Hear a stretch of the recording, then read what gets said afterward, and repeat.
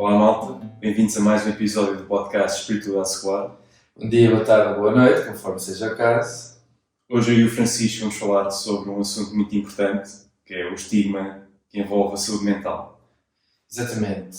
Em Portugal e noutros países também é verdade, mas estamos a falar aqui da nossa realidade, existe muito este estigma associado a pedir ajuda por questões de saúde mental, não é? Se alguém sugere que alguém vá ao psicólogo, a primeira reação que a pessoa tem é eu não sou maluquinho, não preciso ir para o psicólogo. Exato. E isso tem um grande custo para a sociedade, no fundo, porque segundo alguns estudos, cerca de um terço da população portuguesa poderia beneficiar de apoios para a saúde mental. Sim, sem dúvida. E se calhar podemos falar um bocado sobre a raiz de haver esse estigma. E nós, quando olhamos para a saúde mental ou para as perturbações da saúde mental, nós vimos que, por exemplo, muita gente considera que alguém que sofre de tal perturbação é porque a pessoa quer ou porque a culpa é dela. Exato, não pensa assim, não é? Exato, é exato. Aquela coisa mais simples de tentar ajudar, não é? Sim. Tem boa intenção e a pessoa está com um problema qualquer na cabeça que não consegue resolver e o amigo ou a pessoa próxima tenta ajudá-lo, não pensa assim, Sim. Tenta pensar de outra maneira porque No fundo é isso. Exato. Mas para mudar a maneira de pensar de uma pessoa não é nada trivial. Não é. E especialmente, vamos imaginar alguém que, devido ao estigma, não pede ajuda. E a ajuda que tem vem dos amigos ou de familiares que não estão educados sobre o assunto. Exato. E acabam por dizer coisas que não têm mal nenhum, não são com má intenção, mas podem causar muitos danos. Por exemplo, dizer, não tens razão nenhuma para sentires assim, tens tudo. Exatamente. E depois há quase uma culpabilização, que é a pessoa, por exemplo, os pais tomam aquilo como uma culpa deles, que é o que é que eu fiz de mal para tu estares assim? Até quase passa a nossa responsabilidade, o peso todo para o outro lado. E para um lado ou para o outro, e normalmente isso também não é produtivo, não. Porque é mais complexo do que isso, muitas vezes, e não é uma questão de culpa. Não é? Quando uma pessoa tem um acidente e se magoa, ninguém vai, quer dizer, há pessoas que podem ralhar, és parvo, foste saltar e não sei o quê.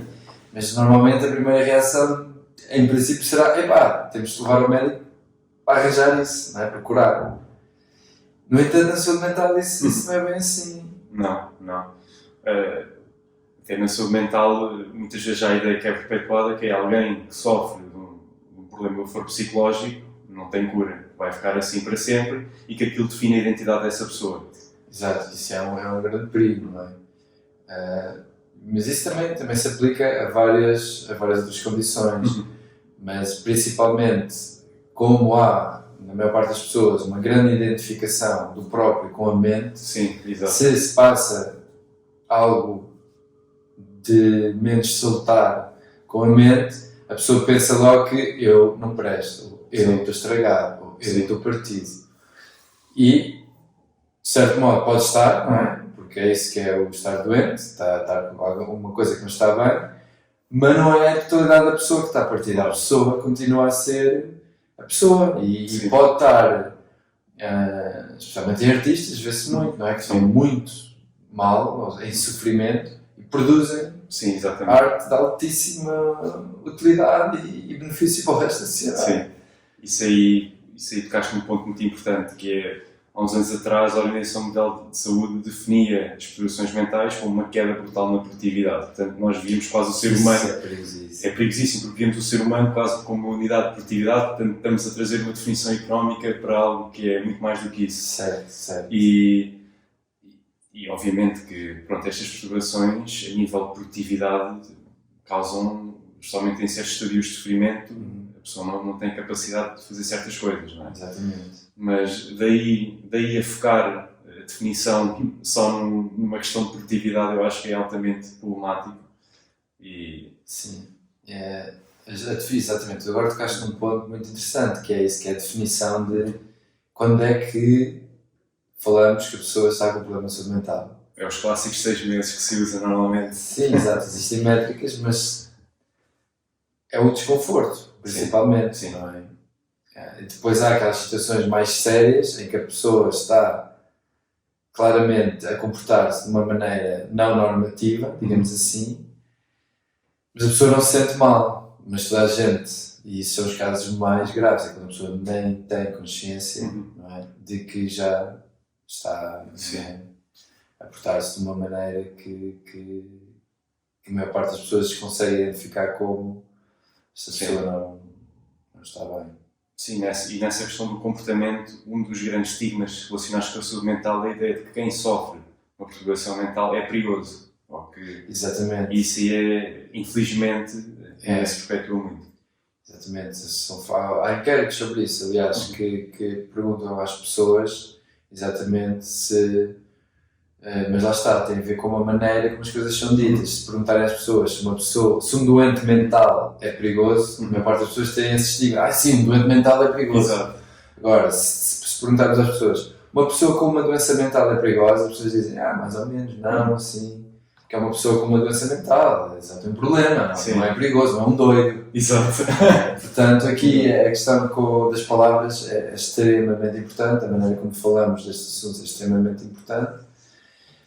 E cada vez mais eu penso que quando chegamos a um estado na sociedade em que a abundância material é tanta e chegamos ao nível em que nos devemos começar a olhar para outro tipo de abundância, não é? Que é o bem-estar das pessoas. Não chega só as pessoas terem as suas necessidades básicas preenchidas, chegamos a um ponto em que também queremos, não é? Temos capacidade de fazer com que um grande número de pessoas viva vidas felizes. Claro, exatamente. E, no entanto, há aqui este passo que parece que está tudo bem fisicamente com a pessoa tem os recursos necessários para prosseguir com a sua vida, no entanto, na cabeça delas há um problema que ninguém de fora, assim dos entes queridos, consegue perceber, mas a própria pessoa muitas vezes não procura uma ajuda profissional, seja um psicólogo. Sim, exatamente. Ou numa situação mais séria, um psiquiatra. Sim, até porque muitas vezes existe uma tentativa de racionalização, dizer isto não é nada, isto é, muita gente passa por isto, isto passa, vai passar. E às vezes pode passar, mas a questão muitas vezes é também que as pessoas acham que a desordem mental tem que ser merecida. Tu tens que estar numa condição específica para conseguires merecer ou justificares o facto de sentires assim, o que é problemático. Até porque existem vários casos. Por exemplo, um muito famoso é do William Styron. Ele escreveu um livro na altura sobre a depressão. É basicamente um relato autobiográfico da depressão dele, um livro duríssimo de ler. Mas ele estava prestes a receber o Nobel da Literatura e tinha um jantar preparado para ele e não foi, porque bateu-lhe forte. No momento para o outro houve ali um switch qualquer e entrou numa espiral depressiva. Ele tinha depressão na família. Sim. Mas lá está, isto pode acontecer a qualquer pessoa. E não devemos discriminar alguém por estar a passar por isto. Porque qualquer um de nós, a qualquer momento, pode acontecer. E hoje em dia temos maneiras de ajudar essas pessoas. Exato. Não é que seja uma situação sem solução. A ciência avançou muito, compreendemos muito mais coisas sobre como o cérebro funciona, sobre como intervir, tanto a nível comportamental como a nível psicológico, até a nível farmacológico. E existem muitas opções. No entanto, só é possível ajudar alguém se a própria pessoa pedir ajuda. E é aí que o estigma, não é, se torna mais nefasto, na minha opinião. É no causar medo às pessoas de ir pedir ajuda. Exato. Sim, porque isto não é como uma doença física, onde tu estás, por exemplo, com o apêndice quase a arrebentar e pronto, és levado para o hospital. Tu podes estar com um apêndice, vamos assim dizer, usando uma analogia mental quase a arrebentar, mas ninguém te pode obrigar, a não ser que tu sejas um perigo para ti próprio ou para alguém, legalmente não te podem obrigar a ir pedir ajuda. E isto é uma das grandes dificuldades, muitas vezes, na intervenção terapêutica de muita gente. E muitas vezes também a pessoa, voltando um bocado atrás, a pessoa pensa que é assim que tem que ser a vida, não é? Tem esta mágoa ou tem esta dificuldade e pensa que deve ser assim para toda a gente. Isto é assim que os seres humanos são, porque nunca fala sobre isso com ninguém que compreenda estes temas e pronto, é a minha maneira de ser, eu vou ter que Sim. ser assim e pronto, e é aguentar e fazer a vida assim. Sim. E não é necessário. E constróis uma identidade à volta desse Exatamente. sofrimento. E há construído uma identidade à volta desse sofrimento e não há sequer um vislumbre de uma possibilidade Sim. de mudança, de crescimento para lá desse estado. Sim, e é muito interessante que as pessoas, à medida que vão passando pelo processo terapêutico, quando vão ficando melhores, é que se apercebem quão mal é que elas estavam. Exatamente. Quando olham para trás e pensam, como é que eu conseguia viver assim? Exatamente. E as pessoas aguentam tudo. Sim, aguentam muito. E é por isso que no ramo da psiquiatria muitas vezes entram pessoas que estão num estado depressivo muito fundo, onde a intervenção psicoterapêutica não é possível porque a pessoa não está receptiva a qualquer tipo de informação e mesmo assim a pessoa não quer tomar nada para isso, porque lá está também ao estigma do tratamento. Certo. Existe um estigma muito maior no tratamento de coisas do foro psicológico do que propriamente físicas. Exatamente, ninguém se importa de tomar uns ibuprofenos para tirar uma dor qualquer muscular. Exato. Mas se for tomar um antipsicótico, só pelo nome já sabes, eu não sou um psicótico, eu sou um psicopata. Exato. Não é? Para ajudar a pessoa a acalmar-se um bocado, ou concentrar-se, ou seja, o que for que está perturbado. Exato. É logo, não, isso não. Bom, há razões, não é? Para essa hesitação. Sim, sem dúvida. Mas, no entanto, são ferramentas que realmente funcionam. Sim. E feitas por profissionais de qualidade que conseguem saber o momento de introduzir a medicação, controlar as doses e retirar a medicação e perceber não é, os efeitos que a medicação está a ter naquela pessoa em particular, que é a maior parte dos psiquiatras, por exemplo. Pois. É extremamente eficiente. Sim, sem dúvida. E depois aí na questão do tratamento dos fármacos, por exemplo, se alguém, sei lá, uma raiz valeriana para adormecer, ou algo que seja sintético, existe muitas vezes a dicotomia do natural com o processado. Sim. Que é a pessoa provavelmente vai logo para o natural, que o natural não tem problema nenhum, mas o sintético há, mesmo que tanto um como o outro possam ter efeitos de vício. Sim, exatamente. E essa distinção do sintético e natural é completamente artificial, se usar outra palavra. Exato, exatamente. Porque não é, as substâncias que têm efeito em nós, muitas vezes, são derivadas de plantas ou dos animais, ou, não é? Não é por isso que deixam de ser mais ou menos letais. Exato, exatamente. Há o TTX, não é? Que é uma droga que é natural e se pusermos no corpo mata. Não é? Exato. O ópio vem de uma flor e tem efeitos nefastos e é extremamente aditivo. Não é por aí, não é? Essa distinção entre o natural e o sintético. O sintético quer dizer que foi feito por humanos a copiar o natural e muitas vezes tem efeitos melhores. Sim. Não é por ser sintético que é pior. Claro, apesar dessa noção estar muito, muito presente. Não é? Sim, está muito externalizada e a nível cultural ainda está muito enraizado. Estas várias ideias são altamente problemáticas para a recuperação ou para o pedido de ajuda. Portanto, tendo esta situação, tu tens assim algum conselho para alguém que neste exato momento está a sofrer, mas que tem medo de pedir ajuda? Eu penso que uma coisa que me ajudou a mim, por exemplo, é ver a situação não como uma posição de fraqueza, não é? Porque muitas vezes a pessoa pensa que falhei e estou tão mal e não devia estar assim, mais ninguém está assim, não tenho razões para estar assim. Exato, exato. Muitas vezes, pelo menos no meu caso, esses pensamentos apareciam muito. E a outra maneira de ver a coisa é: eu não quero continuar assim, só depende de mim deixar de estar assim, mas não vou lá sozinho. Exato. E como desistir não é opção, a outra opção é fazer aliados, pedir ajuda.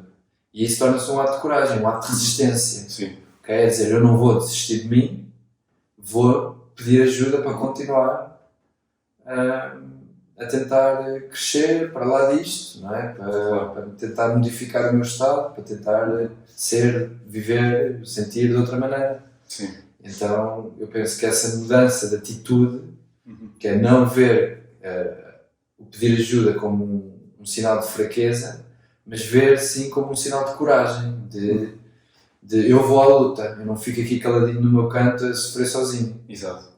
Se eu estou a sofrer, os outros todos vão ouvir também que eu estou a sofrer. Exato. Não fico calado.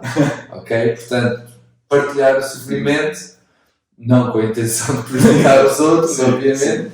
mas com a intenção de comunicar, eu preciso de ajuda, ajudem.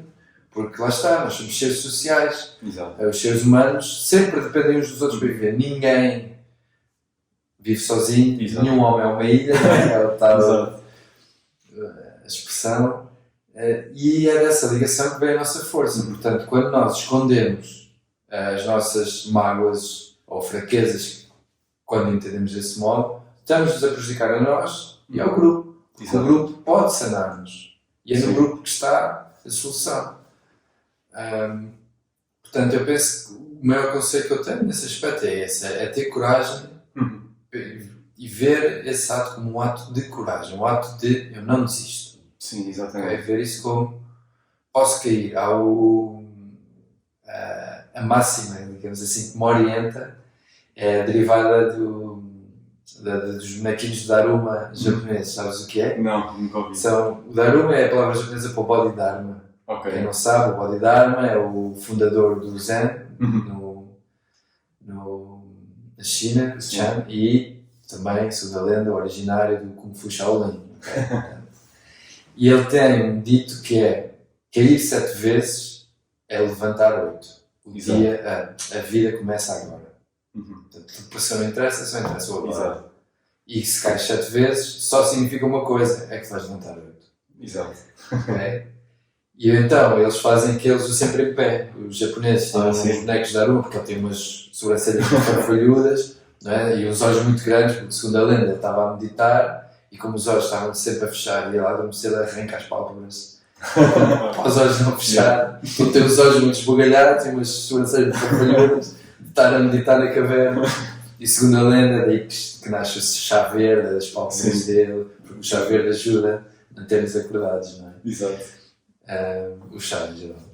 São as lendas por à volta do Daruma. E é essa atitude, porque as pessoas, a vida vai-nos fazer cair mais tarde ou mais cedo. E a atitude é essa: ok, caí, pronto, agora tenho que me levantar, mas ninguém se levanta sozinho. Muitas vezes pode-se levantar sozinho, claro. É bom que se levante sozinho, ótimo, porque muitas vezes também não há opções de ajuda, mas muitas vezes existe. E hoje em dia, cada vez mais há montes de opções de ajuda. Sem dúvida, sem dúvida. E não há razão para a pessoa não estender a mão a pedir ajuda. E isso ainda é visto como um ato de fraqueza, pedir ajuda, quando na realidade, nestas situações, é um ato de coragem, é um ato de força, de irreverência, de eu não vou submeter a esta condição. Exato. Eu vou revelar. E pronto, na minha opinião, eu acho que devia ser um ato perfeitamente natural, porque nós pedimos ajuda para tantas outras coisas. Porque é que não deveríamos pedir ajuda para se calhar a coisa mais importante da nossa vida, que é a nossa saúde mental? Muito bem dito. Portanto, lá está, é como tu dizes, nós precisamos de ajuda uns dos outros para fazer quase tudo. Não é? E por que não pedir ajuda neste assunto? É perfeitamente natural e lá está, e muitas vezes nós precisamos de uma abordagem externa, de alguém que esteja a ver a nossa situação de outra forma, também para conseguirmos encaixar um bocado as peças. Porque há situações onde é difícil sermos nós próprios a avaliar a extensão completa daquilo que estamos a passar. Exatamente. Portanto, isso ajuda muito. E, obviamente, que eu acredito que existem pessoas onde existem situações onde, por exemplo, depois de ganharem coragem para pedir ajuda, vão a um terapeuta e a experiência corre mal. Sim, exatamente, isso acontece. Pode acontecer. Mas aqui a parte importante é não confundir o terapeuta com o ato terapêutico. Exatamente. Isso é muito importante. E também é importante porque o ato de pedir ajuda não é apenas o facto de pedir ajuda, implica também alguma pesquisa, que é se nós temos um certo problema, convém procurarmos alguém que tenha alguma experiência nessa área. Portanto, existe aqui um processo também de procura. E há aí outra questão, que é que a procura dessa terapia, quando se encontra um terapeuta e não se gosta, não é? Isso é muito importante. Sim. Porque há uma coisa que se chama o campo terapêutico, digamos assim, que é a relação, porque isto, na realidade, vai-se falar com um profissional treinado, supostamente, e há ali uma relação que se estabelece. E essa relação, há estudos que mostram que essa relação é o fator mais importante Sim. para o sucesso da terapia. Quando comparam terapias de escolas diferentes, estilos diferentes, modalidades diferentes de terapias, quando procuram os fatores, qual é a terapia A ou a terapia B que funciona melhor, veem que o fator mais importante, independentemente da terapia, é essa relação. Okay? Se a pessoa está ali, se confia, se está à vontade, não é? Se sente ouvida e compreendida, Exato. é muito mais importante para o ato terapêutico do que propriamente o estilo de terapia que é. Se bem que há terapias mais ou menos eficientes, isso é um capítulo da psicologia, parece que, na realidade, o mais importante é esta relação com o terapeuta, ou seja, a pessoa não deve ficar com o primeiro terapeuta que encontra se não gosta. Exato. Deve continuar, experimenta um, não gostou, muito bem, vai ao outro. Nos médicos não é bem assim, não é?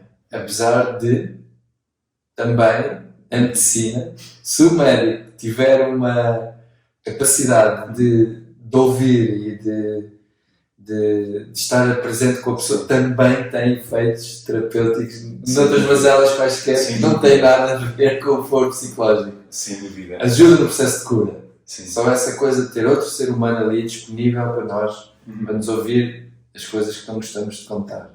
E não nos julgam e querem nos ajudar e nós acreditamos que isso é verdade.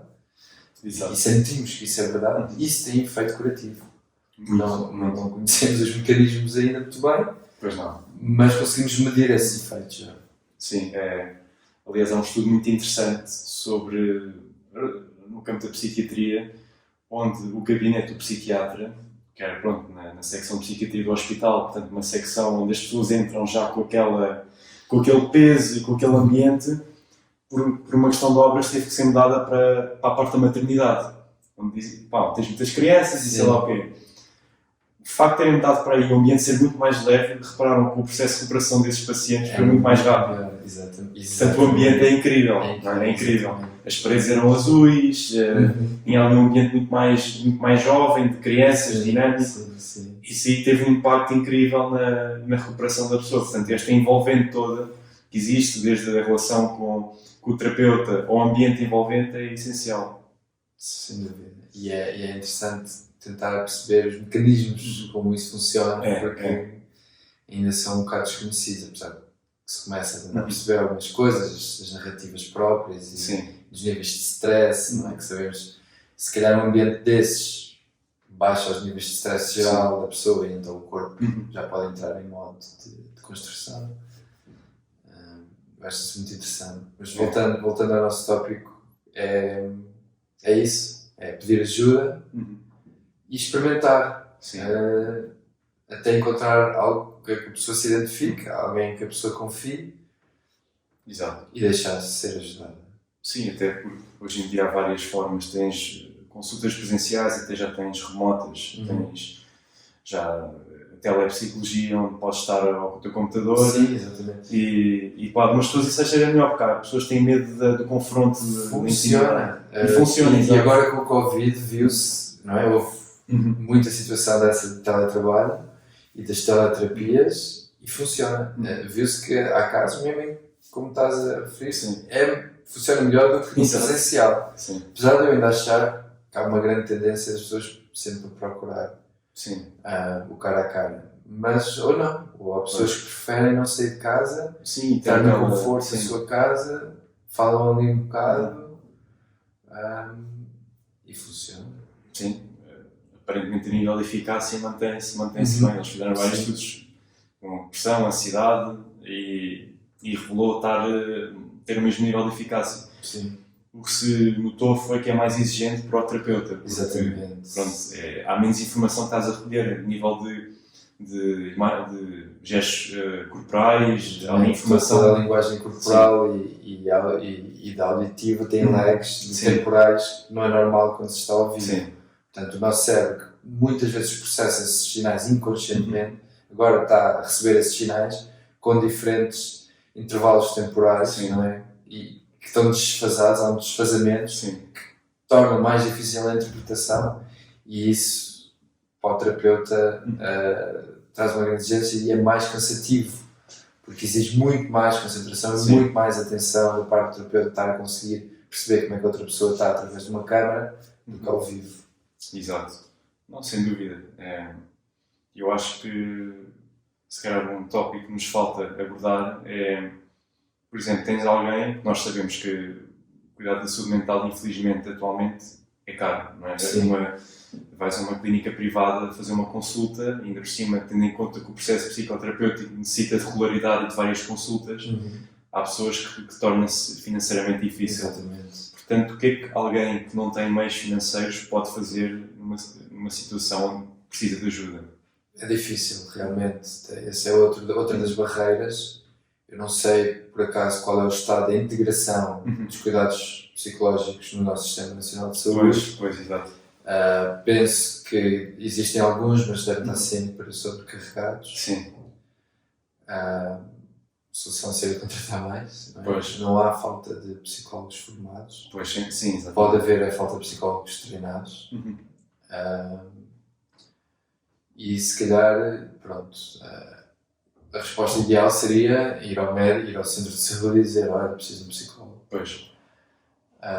Preciso falar com um psicólogo e ver. Não é? Penso que isso é possível, mas se calhar não é tão imediato como um gabinete privado de psicologia. Não é?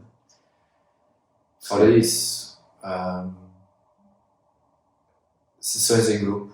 Não é? Normalmente tentar encontrar sessões de psicologia de grupo que funciona bem, e pela natureza de serem em grupo são mais baratas. Porque um terapeuta está com um grupo, pode cobrar menos por cabeça e ajudar mais pessoas, e o próprio efeito de partilha em grupo também tem efeitos terapêuticos específicos. Pronto, e aqui vai depender da situação e da questão psicológica que é.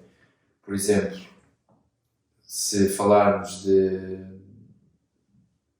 há várias terapias de grupo para pessoas com traumas que passaram pela mesma experiência, então há grupos de terapia e isso, em princípio, deverá embaraçar o processo. Pois, exato. Agora, noutros casos, que é uma coisa muito pessoal, que não é, que é uma depressão, que é uma coisa geral, toda a gente está deprimida em grupo, não sei se funciona tão bem. Não é? Ou uma ansiedade específica como uma coisa que se calhar não é comum, ou que tem muito a ver com o contexto da vida da pessoa, isso já é mais difícil e tem que ser um acompanhamento longo. Tu tens alguma sugestão? Pois, eu acho que a nível institucional é procurar esses canais, como disseste, ir ao centro de saúde e experimentar. Infelizmente aí... Fazer pressão. Infelizmente aí não vai dar para escolher o terapeuta, possivelmente vamos ter um terapeuta que está muito ocupado. Não vai ser o ideal, mas pronto. É qualquer coisa. É o melhor que se pode fazer numa situação dessas. O segundo conselho é a parte de transformação pessoal da pessoa ir à procura de informação, se educar sobre o tópico. Eu acho que isso ajuda muitas vezes. E isso aí é gratuito. A pessoa ir à internet, investigar e tentar incorporar práticas que são gratuitas, como a respiração, a meditação e o exercício físico, até conseguir arranjar outra forma de ajuda mais constante. Bom, se a pessoa conseguir pôr o exercício físico, a alimentação e o sono em dia, a maior parte dos problemas psicológicos médios graves vão embora. Mas lá está, a pessoa não está com capacidade de tomar conta de si. Exato. Isso é o que os médicos dizem: se pudessem pôr os benefícios todos do exercício num medicamento, era o melhor medicamento para toda a gente. Não é? Mas não dá. É difícil. Fica aqui o apelo: se sentirem mal, vão correr, ou vão nadar, ou vão se exercitar, ajuda, especialmente com a depressão, então ajuda imenso. Imenso. E no caso particular da depressão, há um estudo famoso que mostra que as pessoas têm depressão, a primeira depressão, depois têm uma tendência para ter reincidivas. Okay? E há um estudo que mostra que quem toma a medicação, era o Zoloft na altura, a medicação mais antiga, aquilo não, pronto, continua, toma, fica bem, para de tomar, a vida continua. Se há outra vez um episódio difícil na vida, pode levar a pessoa outra vez a ter uma reincidência de depressão. Okay? Se for tratada com exercício físico, sem medicação, a probabilidade de um evento adverso da vida voltar a dar uma reincidência de depressão é muito, muito menor. Pois. Okay? Tratamento com exercício. Okay? É o que eu estou a falar. O que é prescrito à pessoa não é um composto químico, mas uma prática comportamental. Okay? Tu imagina uma pessoa que herda um background genético com tendências depressivas, se for informada que, ok, devido à tua genética, tu tens tendências depressivas. Assim sendo, para tu não teres depressões, tens que fazer exercício 5 vezes por semana. E pronto, e nunca mais vais ter problemas com depressões. Resolvido. Não custa nada. Não é? A pessoa pode ir correr para a rua, pode ir nadar para o mar, em Portugal, há bom tempo. Mesmo que não haja, não é assim tão mal, pode chegar a casa e tomar um banho quente. Não é preciso, não é? Mas lá está. Porque é que há tantos ginásios e tantos treinadores? Se fosse assim, ninguém precisava de ir para os ginásios, nem para os treinadores, nem para os PTs, não é? Sim. É difícil a pessoa sozinha, e por isso é que contrata-se um personal trainer ou inscreva-se no ginásio, numa aula, para ter essa ajuda extra, lá está, do grupo, de outras pessoas, a fazer aquilo que ninguém pode fazer por nós, que é curar-nos. Exatamente. Portanto, a cura vai ser sempre um autoprocesso, mas não tem que ser individual. Aí tocaste num ponto muito importante, que é, portanto, a nossa descoberta do que é que nos ajuda a mantermos sãos e bem de saúde mental é um processo, de certa forma, individual, porque há coisas que funcionam para uma pessoa e não funcionam para outra. E isto é muito difícil de fazer no meio do sofrimento, mas uma das melhores coisas que a pessoa pode tentar fazer é tentar incorporar um sentido de curiosidade sobre a natureza daquilo que está a passar. Exatamente. Porque isso às vezes é transformador, se tentar substituir o medo por curiosidade, porque o sofrimento por vezes leva-nos quase até ao fundo do nosso ser e ajuda-nos. Exatamente, e ajuda-nos a perceber certas coisas que de outra forma nós não íamos conseguir entender. Muito bem observado, que é mais uma vez uma mudança de atitude, não é? De não ver a dor como aquela coisa que está ali e só quero livrar-me. Não, e em vez deste pensamento, só me quero livrar desta dor, só nunca mais passa, e está aqui outra vez, tentar dizer, olha, está aqui outra vez. Porquê que está aqui outra vez? Como é que está aqui outra vez? Será que vai estar sempre aqui? Porquê que chegou até aqui? Okay? Portanto, tentar mudar, não é que a pessoa não tenha a sofrer mesmo, mas mudar essa atitude, por vezes, como tu disseste, leva exatamente à passagem do sofrimento. E às vezes é uma forma de comprar tempo, porque se nós conseguimos ser resilientes, conseguimos criar espaços entre o sofrimento e a tranquilidade, por vezes isso é o suficiente também para conseguir criar padrões de pensamento mais saudáveis e positivos. Portanto, isso é muito importante.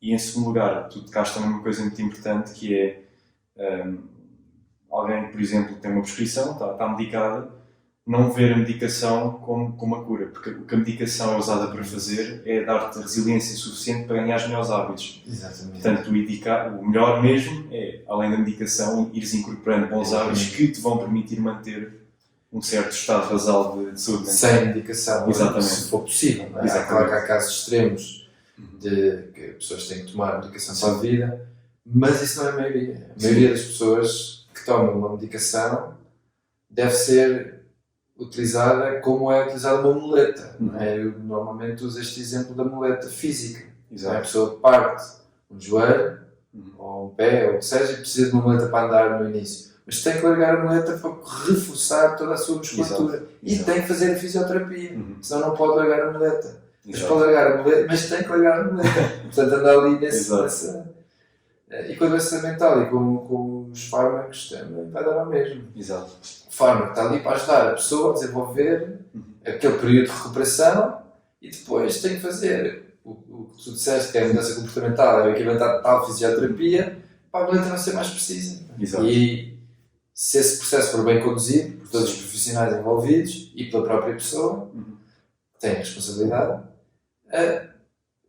supostamente a pessoa ficaria mais forte a seguir. Sim, não é? exato. Mais resistente a esse tipo de embate. Completamente. Se for porque lá está, um processo bem conduzido. Exato. É difícil. É difícil, não é? E especialmente quando a pessoa tem uma grande crise, não achar que a recaída é um sinal de derrota ou que pronto, acabou. Ou que acabou. Porque lá está, como tu disseste, é normal as recaídas, porque já não lembro quem é que usava esta analogia, mas muitas vezes a depressão, no seu estado clínico, é quase como um cancro no sentido que há um período de remissão, não é? Essa remissão, se conseguires manter alguma estabilidade durante certo tempo, a probabilidade de voltares a ter diminui. Sim.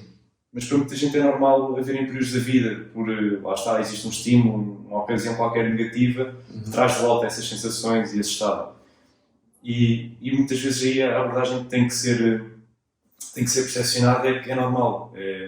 Não é uma derrota a recaída, não? Sim, não é Não uma é derrota, nenhuma. é mais um embate. Exato. Eu volto a dar uma, né? Exato. Eu caí 7 vezes. Exato. Okay? Só significa que me vou levantar 8. Exato. Mais uma vez. A vida continua. Exato. A vida começa agora. E aceitar de certa forma que todos nós temos as nossas vulnerabilidades, fraquezas e pronto, e tal como alguém, usando uma analogia física, tal como alguém que tem um problema no joelho não pode fazer um certo tipo de agachamentos, alguém que tem uma certa vulnerabilidade também tem que ter mais cuidados a nível de sua saúde mental. Portanto, isto é todo um sistema integrado, não vale a pena dividir entre saúde física e saúde mental. Temos que quebrar o estigma, é tudo semântica. Exatamente, e começar a ver uma perspectiva mais holística. Exato. Ou para usar um termo mais antigo de um dos pais da psicologia moderna, que é o Carl Rogers, mais organísmica. É um organismo, não há um corpo e uma mente, há um organismo. Exatamente.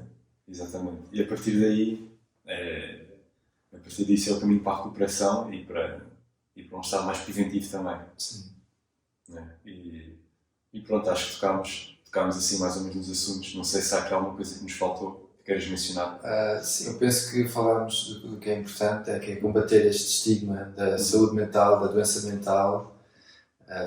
As pessoas perceberem que hoje em dia há mais consciência destes fenómenos porque já não há tanta necessidade ou estamos numa sociedade mais abastada.